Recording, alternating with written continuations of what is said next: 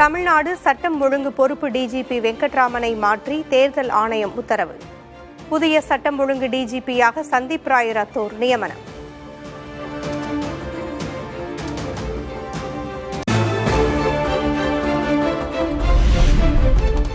சேலம் மாவட்ட ஆட்சியர் பிருந்தாதேவி மாற்றப்பட்டு அருண் தம்புராஜ் நியமனம். தூத்துக்குடி ஆட்சியர் இளம் பகவத்தை மாற்றி விஷு மகாஜனை நியமித்தது தேர்தல் ஆணையம்.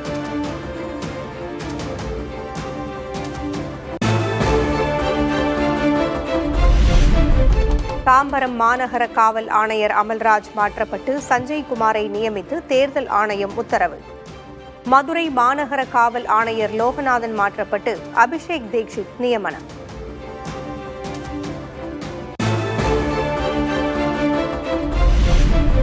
மேற்கு மண்டல ஐஜி சரவணசுந்தரை மாற்றியது தேர்தல் ஆணையம். புதிய ஐஜியாக ரம்யா பாரதியை நியமனம் செய்து உத்தரவு.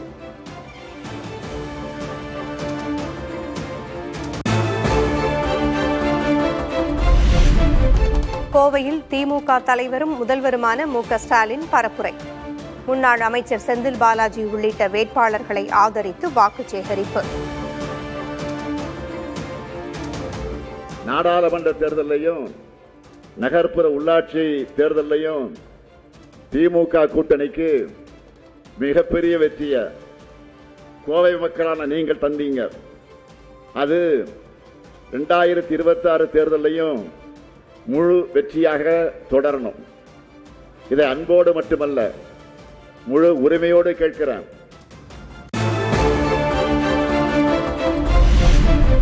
எடப்பாடி கே பழனிசாமியின் ஓனர் பிரதமர் மோடி என மு.க. ஸ்டாலின் விமர்சனம். கோவைக்கு பழனிசாமியும் மோடியும் செய்தது என்ன என்றும் கேள்வி. 10 ஆண்டு ஆட்சியில் இருந்தோம். அதிமுக ஆட்சி சாதனைகள் திட்டங்கள்னு பட்டியல் போட அவர்கிட்ட எதுவும் இல்லை. இந்த கஷ்டம் பழனிசாமியை விட அவருடைய ஓனருக்கார முதலாளி பிரதமர் மோடி அவர்களுக்கு இன்னும் அதிகம் இந்த பிரச்சனையில.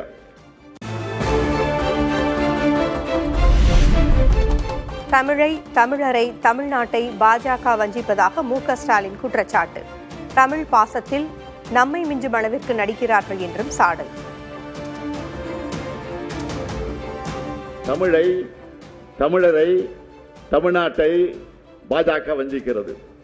இன்னும் வெளிப்படையா சொன்னா அவமானப்படுத்துது. தமிழ்நாட்டுக்கு வந்தா தமிழ் பாசத்துல நம்மையே மிஞ்சக்கூடிய அளவுக்கு நடிக்கிறாங்க இல்லையா?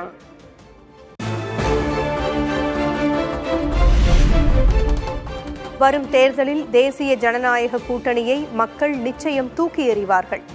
அதிமுக முன்னாள் அமைச்சர்களை ஊழல்வாதிகள் என்றவர் அமித்ஷா என்றும் ஈரோடு பரப்புரையில் முதல்வர் ஸ்டாலின் பேச்சு.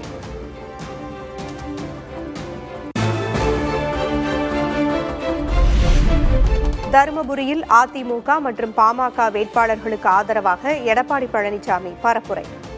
தருமபுரியை ஆள்வது அதிமுகவும் பாமகவும் தான் என பேச்சு.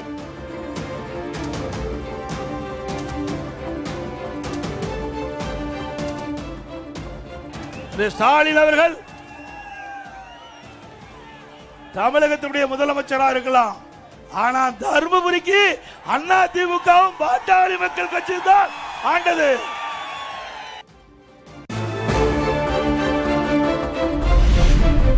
பாஜகவுக்கு யார் அடிமை என அதிமுக பொதுச் செயலர் எடப்பாடி பழனிசாமி கேள்வி. தமிழ்நாட்டிற்கு எதிராக எந்த திட்டம் வந்தாலும் எதிர்ப்போம் என்றும் பேச்சு.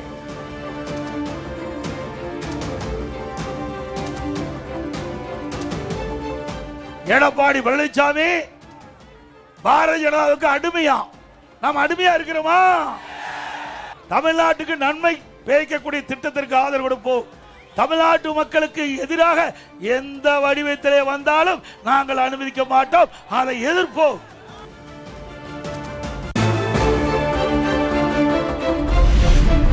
முன்னாள் முதல்வர் கருணாநிதிக்கும் முதல்வர் ஸ்டாலினுக்கும் பெரிய வேறுபாடுகள் ஏதும் இல்லை. இருவரது ஆட்சியும் குடும்ப அரசியல்தான் என்று புதிய தலைமுறைக்கு எடப்பாடி பழனிசாமி பிரத்யேக பேட்டி. 2 பேருக்கு வேறுபாடே கிடையாது. திமுக ஒண்ணுதான், 2மே குடும்ப அரசியல் தான். மக்களுக்காக அந்த கட்சி நடத்தலை, குடும்பத்துக்காக தான். திரு கருணாநிதி இருக்கின்ற பொழுதும் சரி, திரு ஸ்டாலின் இருக்கின்ற பொழுது தான் சரி, குடும்பத்தில் இருக்கின்ற உறுப்பினர்கள் கட்சியிலும் உயர்ந்த பதவிக்கு வர வேண்டும், ஆட்சியிலையும் உயர்ந்த பதவிக்கு வர, அதுதான் அவருடைய நோக்கம்.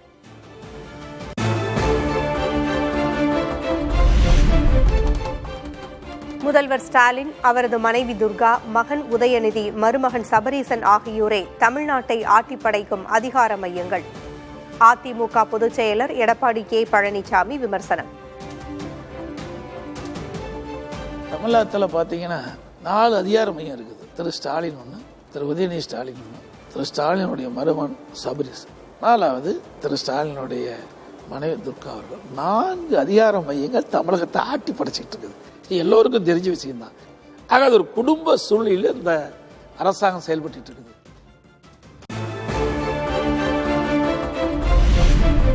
நேரடி அரசியல் களத்திற்கு வந்தார் முதல்வரின் மருமகன் சபரீசன். திமுக முதல் குடும்பத்தில் அடுத்த அரசியலர் அறிமுகம்.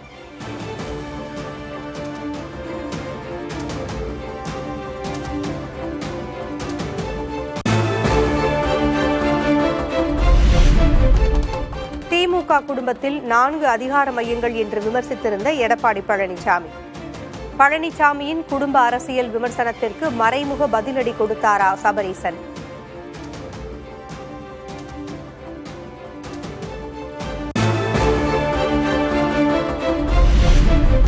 இரு இடங்களில் போட்டியிடுவது தன்னம்பிக்கையின்மையை வெளிப்படுத்துவதாக விமர்சனம். விஜயை மறைமுகமாக தாக்கிய சபரீசன்.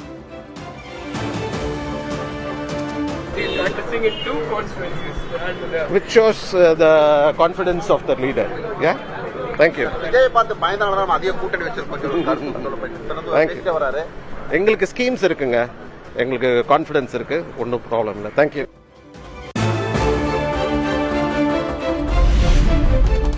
சட்டமன்ற தேர்தலில் தமிழக வெற்றிக் கழகம் போட்டியிடுவது திமுகவின் வெற்றியை பாதிக்காது. திமுக மீண்டும் ஆட்சி அமைக்கும் என்பதில் எந்த சந்தேகமும் இல்லை என்றும் சபரீசன் பேட்டி.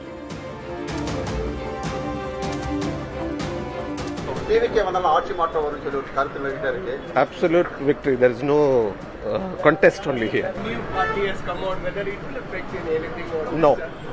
There is no effect here. சிறப்பா இருக்கு. 100% வரும்.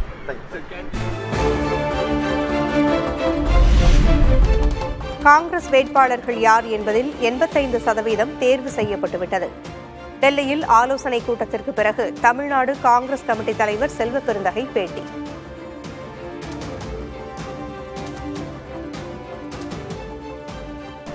ஏறக்குறைய 85 விழுக்காடு தொகுதிகளில் வேட்பாளர்களை அடையாளம் கொண்டிருக்கிறார்கள்.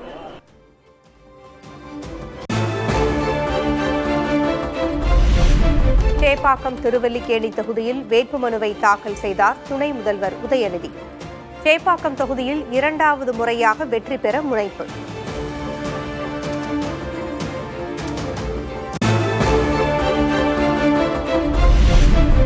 துணை முதல்வர் உதயநிதிக்கு 13 கோடி ரூபாய் மதிப்பில் அசையும் சொத்து, 8 கோடி ரூபாய் மதிப்பில் அசையா சொத்து. சேப்பாக்கம் திருவல்லிக்கேணி தொகுதியில் போட்டியிட தாக்கல் செய்த வேட்புமனுவில் தகவல்.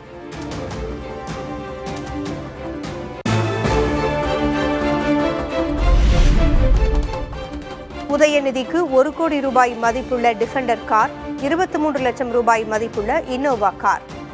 தனது பெயரில் தங்கம் வெள்ளி நகைகள் ஏதும் இல்லை என வேட்புமனுவில் உதயநிதி தகவல்.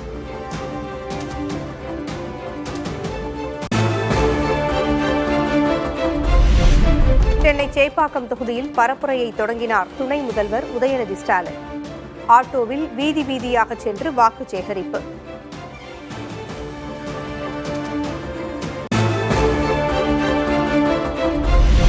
திருச்சி கிழக்கு தொகுதியில் வேட்புமனுவை தாக்கல் செய்தார் விஜய்.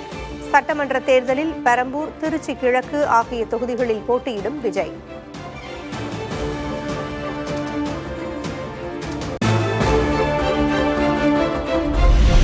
திருச்சி விமான நிலையத்திலிருந்து வாகனத்தில் சாலை வலம் சென்ற தாவேகா தலைவர் விஜய்.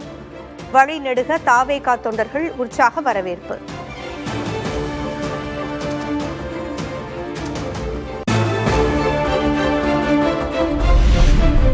திருச்சியில் தவேகா தலைவர் விஜய் சாலை வலம் சென்றபோது விபத்தில் சிக்கிய இருசக்கர வாகனம். கீழே விழுந்தவர்களை வேனிலிருந்து இறங்கிச் சென்று நலம் விசாரித்த விஜய்.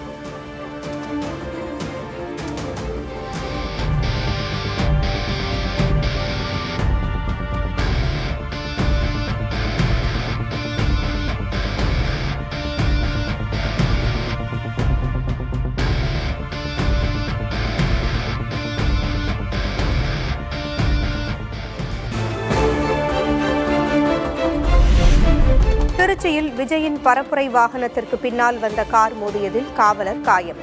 சிகிச்சைக்காக மருத்துவமனையில் அனுமதி.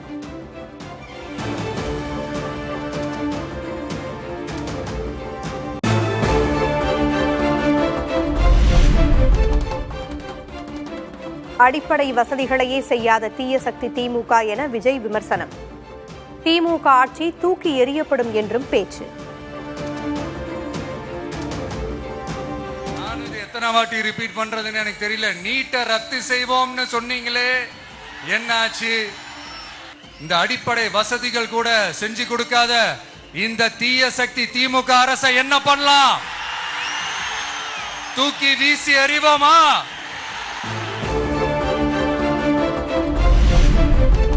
ஜனநாயகன் படத்தை வெளியிட விடாமல் கூட்டு சூழ்ச்சி நடப்பதாக விஜய் குற்றச்சாட்டு. தனக்கு நீதி வேண்டும் என்றும் திருச்சியில் பேச்சு. இந்த கரூர் நிகழ்ச்சி சூழ்ச்சின்னு பலர் சொல்றது மாதிரி நம்ம கடைசி படமான ஜனநாயகன் அதான் இந்த தேர்தலில் நமக்கு மிகப்பெரிய ஆயுதமா மாறிடுமோன்னு ஒரு கூட்டு சூழ்ச்சி. அதனால உங்களுக்காக நீதி கேட்க வந்த எனக்கும் சேர்த்துதான் நீதி வேண்டும்.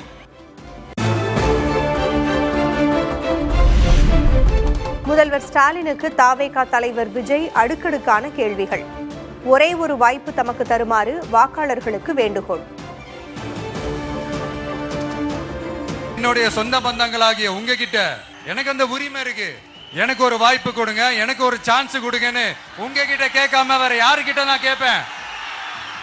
அதனால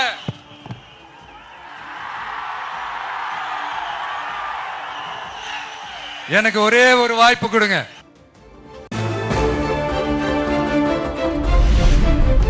பாஜக வேட்பாளர் பட்டியல் தாமதமாவது ஏன் என்ற கேள்விக்கு நயினார் நாகேந்திரன் பதில். பியூஷ் கோயல் நாளை சென்னை வருவதாகவும் அவர் வந்த பிறகு பட்டியல் வெளியாகும் என்றும் விளக்கம். நாளைக்கு மதிப்புக்குரிய பியூஷ் கோயல்ஜி அவர்கள் வர்றாங்க.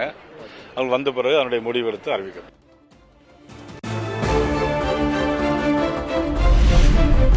கீழடியிலிருந்து பரப்புரையை தொடங்கினார் திமுக துணை பொதுச் செயலர் கனிமொழி. சமஸ்கிருதத்திற்கு ஆதரவாக தமிழின் பெருமையை மத்திய அரசு மறைப்பதாக குற்றச்சாட்டு.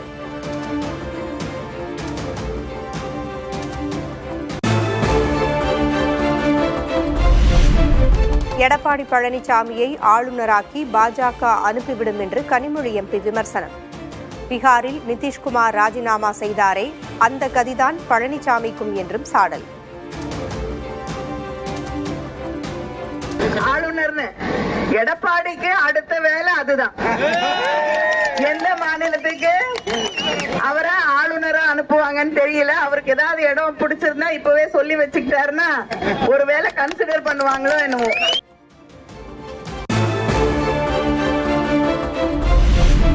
கூட்டணி கட்சிகளை தங்களது சின்னத்தில் போட்டியிட கூறுவது தவறான அணுகுமுறை. திமுக கூட்டணியில் உள்ள மார்க்சிஸ்ட் கம்யூனிஸ்ட் கட்சியின் மாநில செயலர் சண்முகம் கருத்து.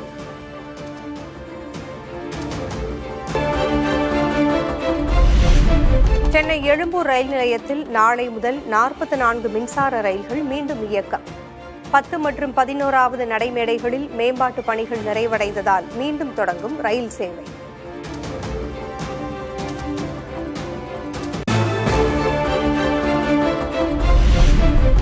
செம்மன் குவாரி முறைகேட்டு வழக்கில் முன்னாள் அமைச்சர் பொன்முடி, அவரது மகன் உள்ளிட்டோர் விடுதலை. போதிய சாட்சிகள் இல்லை என்று கூறி 7 பேரையும் விடுவிப்பதாக விழுப்புரம் மாவட்ட முதன்மை அமர்வு நீதிமன்றம் தீர்ப்பு.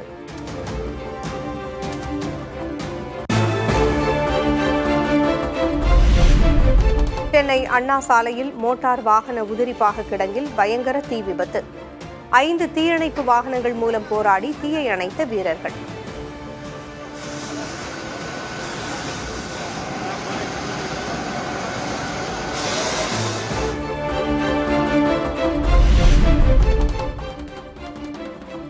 நாகர்கோவில் மாநகராட்சி மேயர் பதவியை ராஜினாமா செய்தார் மகேஷ்.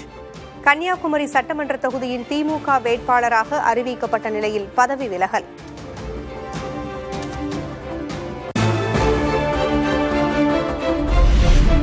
சென்னையில் சனிக்கிழமை நடக்கவிருந்த பிரதமர் மோடியுடனான பாஜக நிர்வாகிகள் சந்திப்பு ரத்து. பாஜக உயர்மட்ட நிர்வாகிகளை மட்டும் பிரதமர் சந்திக்க உள்ளதாக தகவல்.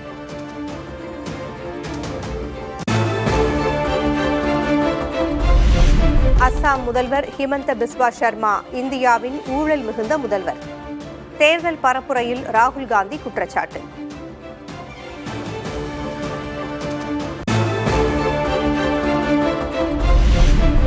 மேற்கு வங்கத்தில் எஸ்ஐஆர் பணியில் இருந்த நீதித்துறை அதிகாரிகள் சிறைப்பிடிக்கப்பட்ட விவகாரம். மாநில அரசு மீது உச்சநீதிமன்றம் பாய்ச்சல். விளக்கமளிக்க கோரி நோட்டீஸ்.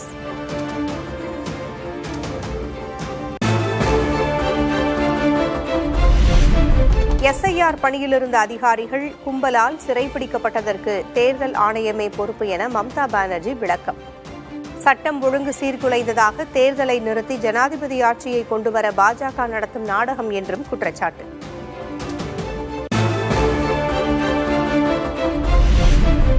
மேற்கு வங்கத்தில் பாஜகவின் முதல்வர் வேட்பாளர்களில் ஒருவராக கருதப்படும் சுவேந்து அதிகாரி வேட்புமனு தாக்கல். பவானிபூர் தொகுதியில் முதல்வர் மம்தாவை எதிர்த்து போட்டியிடும் சுவேந்து அதிகாரி.